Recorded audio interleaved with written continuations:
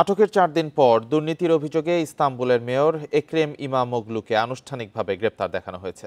একই সাথে তাকে কারাগারে পাঠানোর নির্দেশ দিয়েছে তুরস্কের একটি আদালত। এই ঈদে জামা জুতো অ্যাক্সেসরিজের ডিসকাউন্ট। স্থানীয় সময় রোববার আদালতে তোলা হয় ইমামোগলুকে। এ সময় সেখানে বিক্ষোভ করে তার সমর্থকরা। পরে আদালত জানায় দুর্নীতির তদন্তের অংশ হিসেবে ইমামোগলু ও আরও 20 জনকে কারাদণ্ড দেওয়া হয়েছে। তবে মেয়রের বিরুদ্ধে সন্ত্রাসবাদের অভিযোগ আনা হয়নি, যদিও তার বিরুদ্ধে সশস্ত্র সন্ত্রাসী সংগঠনকে সহায়তার সন্দেহ রয়েছে। এসব অভিযোগ অস্বীকার করেছেন ইমামোগলু।